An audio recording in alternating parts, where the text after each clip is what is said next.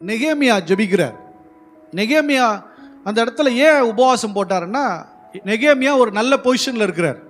நெகேமியா நல்ல பொசிஷனர். எங்கே பொசிஷனில்? ராஜா வீட்டில் இருக்கிறார். எல்லா அடிமையாக பிடிச்சிட்டு போனால் கூட அவர் ஒரு நல்ல நிலைமையில் தான் இருக்கார். அதாவது நல்ல நிலைமைனா ஹையர் போஸ்ட் கிடையாது, ராஜா வீட்டில் இருக்கிறார். இப்போ ஸ்டாலின் வீட்டில் வேலைக்காரனா இருந்தால் எப்படி தான், அவரே ஸ்டாலினோட பெரிய ஆள் மாதிரி காமிச்சிக்குவார், அப்படி தானே? அதே போல் அந்த ராஜா வீட்டில் அவர் என்னவா இருக்கிறாரு? அர்த்தசஷ்டா ராஜா வீட்டில் திராட்சை ரசம் ஊற்றி கொடுக்குறாரு. அப்போ ரொம்ப முக்கியம், ரொம்ப நெருக்கமாயிட்டார் இல்லை? திராட்சை ரசம் ஊற்றி கொடுக்குற மனுஷன் அங்கே வேலை செய்கிறார். ஆனால் ஒரு நாள் திடீர்னு அவங்க சொந்தக்காரன் எங்கேருந்து வரான்? எருசலேம்லேருந்து வராங்க. என்னப்பா எப்படி இருக்கீங்க, ஊர்லாம் எப்படி இருக்குது, மக்கள் இங்கேருந்து கொஞ்சம் அடிமை திறந்து போனாங்களே எப்படி இருக்குன்னு சொன்னால் அவன் புலம்புறான். எங்கேப்பா, ரொம்ப கஷ்டமாக இருக்கும், தேசத்தில் பாதுகாப்பு இல்லை, அலங்கமெல்லாம் இடிஞ்சு போச்சு, வீடுலாம் ஊர்லாம் எப்படி இருக்குது, சுடுகாடு மாதிரி இருக்குது, ரொம்ப கஷ்டப்படுறோம். யுத்தம் வந்த இடம் எப்படி இருக்கும்? 70 வருஷம் யுத்தம் நடந்து எல்லாம் தரமட்டமாக செடியெல்லாம் வாடி போய் பயிர் வைக்க முடியாத நிலையில் எல்லாம் வறட்சியாக கிடக்குது. மக்கள் பாதுகாப்பு இல்லாமல் ஆகாரம் இல்லாமல் ரொம்ப கடுமையான நிலைமையில் இருக்காங்க. இதை நெகேமியாட்ட சொன்ன உடனே ரொம்ப மனசு கஷ்டமாக இருக்குது. நான் நல்லா இருக்கேன், சரி வாப்பா அவனுக்கு மட்டும் வேலை வாங்கி தரேன் அப்படின்னு சொல்லலை. ஏன்னா அவன் நினச்சிருந்தா ஒரு ஆளுக்கு 2 பேர் வேலை வாங்கி கொடுத்துருக்கலாம், அவ்வளோதானே, வேற ஒன்றும் செஞ்சுருக்க முடியாது. ஆனால் அவன் தேவ சமூகத்தில் உபவாசித்தான். ஆண்டவரே, என் மக்கள்லாம் இப்படி இருக்காங்க, நானும் என் வீட்டாரும் பாவம் செஞ்சோம், உன் பாவத்தினால இப்படி இருக்க அப்படின்னு சொல்லாமல் நானும் என் வீட்டாரும் பாவம் செய்த ஆண்டவரே, நாங்கள் பாவம் செய்தோன்னு சொல்லி உபவாசித்து மன்றாடி கர்த்தருடைய சமூகத்தில் அழுதான். என் மக்களுக்கு ஒரு வாழ்வை கொடுங்க ஆண்டவரே, என் மக்களுக்கு பாதுகாப்பை கொடுங்கன்னு சொல்லி அழுதான்.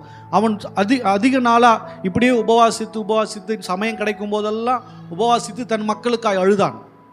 ஒரு நாள் திடீரென்று திராட்சை ரசம் ஊற்றும்போது ராஜா பார்க்குறாரு. என்னப்பா சோகமாக இருக்க? ஒன்றும் இல்லை ராஜா. இல்லை பண்ண சோகமாக இருக்க? இல்லை ராஜா, அவன் பரலோக தேவன் நோக்கி விண்ணப்பம் பண்ணானா, நல்ல ஒரு விஷயம் நடக்கட்டும்னு அப்படியே இப்படியோ பண்ணியிருக்கான் இல்லை, யூத முறைன்னு பண்ணிட்டு கேட்குறான். ஒன்றும் இல்லை, எங்கள் பிதாக்களுடைய கல்லறை பூமி அது பாதுகாப்பற்ற நிலையில் இருக்குது, அலங்கெல்லாம் இடிஞ்சு கிடக்குது, மக்களுக்கு பாதுகாப்பு இல்லை, வாழ முடியலன்னு சொன்ன உடனே ராஜா என்ன தெரியுமா சொன்னா? அவனையே கவர்னர் ஆக்கி, அவங்கிட்டயே அதிகாரத்தை கொடுத்து, அவங்கிட்டயே பணத்தை கொடுத்து, பொருளை கொடுத்து, ஆட்களை அனுப்பி நீ போய் செய்யின்னு அனுப்பினார். அல்லேலூயா.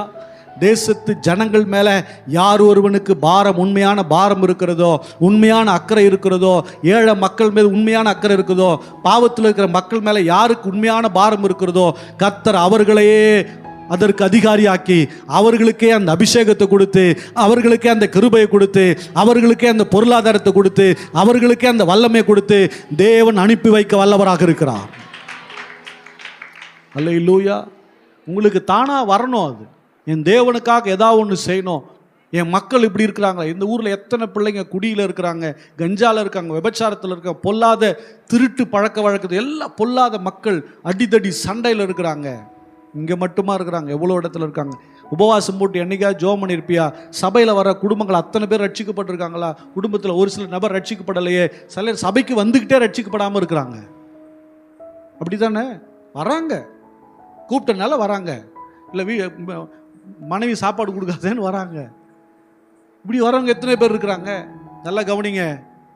அப்போ அவங்களுக்காக ஜெபம் பண்ணுங்க, உபவாசம் போட்டு ஜெபம் பண்ணுங்க. உங்களுக்கு சமயம் கிடைக்கும் போதெல்லாம் திருச்சபை மக்களை நினைங்க, திருச்சபையில் இருக்கிற வியாதியஸ்தரை நினைங்க, வாலிப பிள்ளைகளை நினைங்க, உங்களை சுற்றில இருக்க மக்களை நினைங்க. அவங்களுக்காக நீங்க ஏன் பாரப்படக்கூடாது? அப்படிப்பட்ட ஆட்களை தான் கர்த்தர் நெகேமியாவை போல எழுப்புகிறார். அல்லேலூயா. ஆண்டவரே, என்ன நெகேமியா போல மாத்தோம். நெகேமியா சான்ஸே இல்லை. நெகேமியின் பாரம் என்ன? அதனால தான் கர்த்தர் அவனை எழுப்பினார். அல்லேலூயா. உங்கள் பாரம் எப்படியாக இருக்கிறது?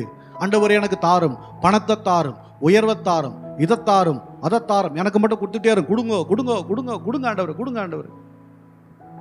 அல்லேலூயா. நீ மற்றவர்களை குறித்த கரிசனை உனக்கு இருந்ததா? மற்ற குடும்பத்தை குறித்த கரிசனை இருந்ததா? நமக்கு எல்லாமே இருக்குதே.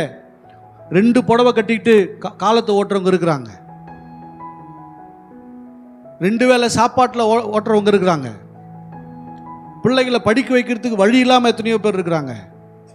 எத்தனை பேர் நினைச்சிருப்பீங்க, உங்களால் கொடுக்க முடியலனாலும் ஒருவேளை உபவாசித்து கர்த்தருடைய சமூகத்தில் நிற்க முடியாதா? எத்தனை பேருக்கு வைத்தியம் பார்க்கறதுக்கு பணம் இல்லாமல் இருக்காங்க, எத்தனை பேருக்கு டாக்டர்கிட்ட போயும் சுகமாகாமல் இருக்கிறாங்க, எத்தனை பேர் குழந்தை பாக்கியம் இல்லாமல் இருக்கிறாங்க, எத்தனை பேர் சரீரத்தில் பலவீனத்தோடு இருக்காங்க. ஒரு நாள் நினச்சி உன்னால் உபவாசம் போட்டு ஜெபிக்க முடியாதா? எனக்கு தாரும், எனக்கு தாரும். முதல்ல நீ மற்றவங்களுக்காக நில்லு, கர்த்தர் உனக்கு தானாகவே கொடுக்க ஆரம்பிச்சிருவார்.